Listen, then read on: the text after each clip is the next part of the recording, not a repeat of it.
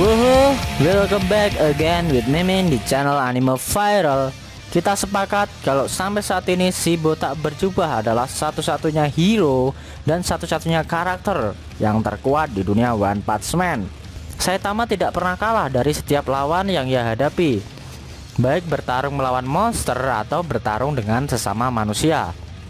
Namun, tahukah kamu, walaupun si botak menjadi karakter yang sudah overpower dan tidak tertandingi, ternyata dia masih memiliki beberapa kelemahan. Nah, di video kali ini kita akan membahas 7 kelemahan yang Saitama miliki. Penasaran apa saja 7 kelemahan itu? Mari kita bahas. Kelemahan Saitama yang pertama ialah tidak bisa membunuh nyamuk. Ingat, ini yang Mimin maksud nyamuk biasa ya, bukannya monster nyamuk. Kejadian itu pertama kali diperlihatkan dalam anime One Punch Man season 1 episode 2. Saitama sama sekali tidak bisa membunuh seekor nyamuk. Ingat, seekor nyamuk ya. Padahal saat itu dia sudah sampai menggunakan kecepatan supernya. Bahkan sampai-sampai berlarian ke sana kemari membawa semprotan nyamuk untuk membunuhnya. Tetapi pada akhirnya tetap saja si botak masih belum bisa membunuh seekor nyamuk.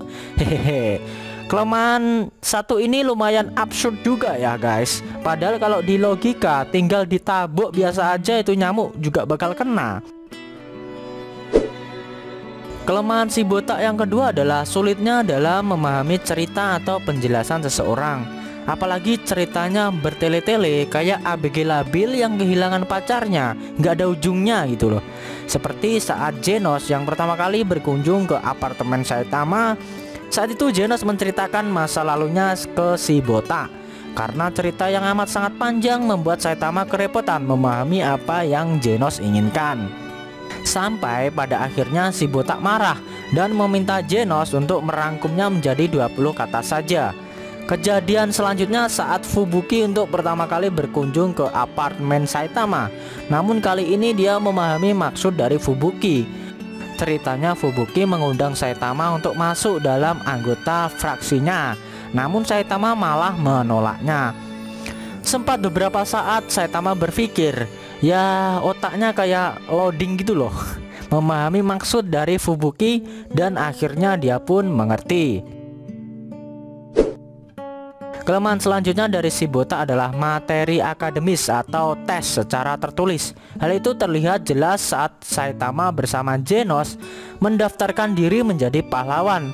Walaupun nilai tes fisik Saitama mendapat nilai sempurna, bahkan sampai memecahkan rekor dalam semua tes fisik yang ada di asosiasi pahlawan, akan tetapi beda cerita kalau soal tes tulis.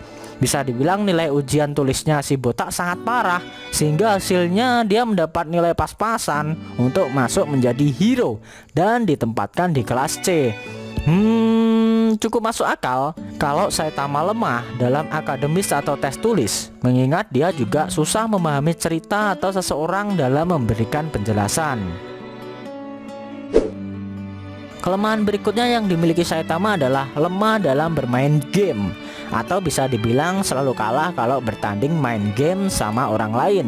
Jadi kejadian itu sudah cukup sering diperlihatkan beberapa kali di anime One Punch Man season 2 saat Saitama bertarung bermain game melawan King.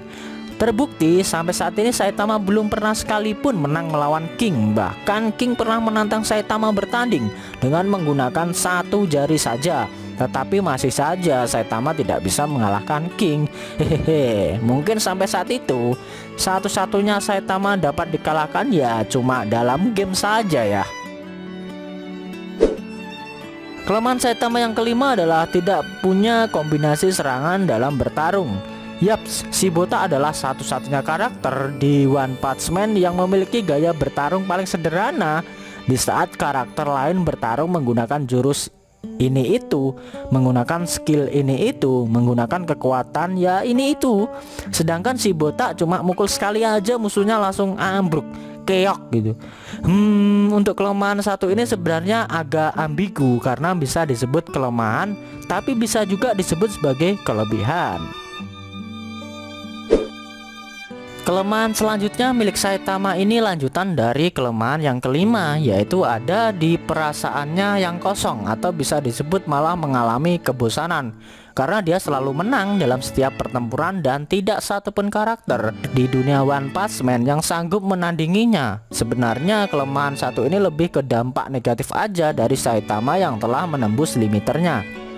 Selain itu, kalau kita ingat, sebenarnya ada Lord Boros yang bisa dibilang cukup mampu menghadapi Saitama, karena dia mampu tetap berdiri walaupun sudah dipukul oleh Saitama beberapa kali.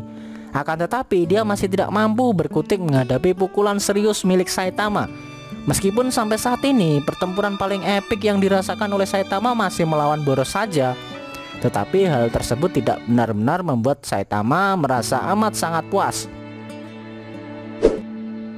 Kelemahan Saitama yang terakhir adalah tidak terkenal. Jangan salah loh ya, tidak terkenal itu juga kelemahan. Percuma saja kalau punya kekuatan sudah overpower, sudah mengalahkan banyak monster namun tidak dianggap dan tidak terkenal. Seperti yang kita tahu, si botak berjubah tidak begitu dikenal oleh para hero lainnya, apalagi dikenal masyarakat. Hal itu semakin terbukti saat dirinya yang sudah berlatih selama 3 tahun mengalahkan banyak monster dan berhasil menembus limiternya. Itu saja tetap tidak membuat dirinya dikenal banyak orang. Barulah setelah Saitama mendaftarkan diri menjadi hero, secara perlahan namanya dikenal oleh para masyarakat dan beberapa hero lain. Sebenarnya cukup aneh juga kejadian yang dialami oleh si botak berjubah, tapi mungkin itulah yang membuat Saitama lain dari yang lain. Apalagi niatnya menjadi hero adalah cuma sebagai hobi saja.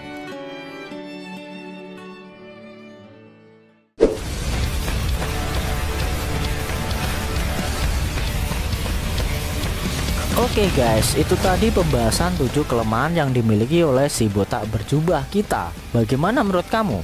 Adakah kelemahan lain yang kamu ketahui dari Saitama? Jangan lupa tinggalkan komentar kalian ya. Selain itu, tekan like kalau suka sama video ini dan luangkan waktu untuk subscribe lalu tekan lonceng, karena subscribe itu gratis ya guys, supaya kalian bisa selalu dapat notif video terbaru dari kami. Buat kamu yang mau request topik lain juga boleh, cukup tuliskan di kolom komentar. Nanti bakal Mimin pilihin mana yang bisa dibahas. Kalau pengen share ke teman-teman kalian juga boleh banget, biar channel ini makin rame dan makin dikenal banyak orang. Kalau kamu yang mau ngasih kritik dan saran juga silahkan, supaya channel ini makin berkembang. Jika ada kata-kata dari Mimin yang kurang pas, Mimin mohon maaf, and thanks for watching video on Anime Viral, and see you next time.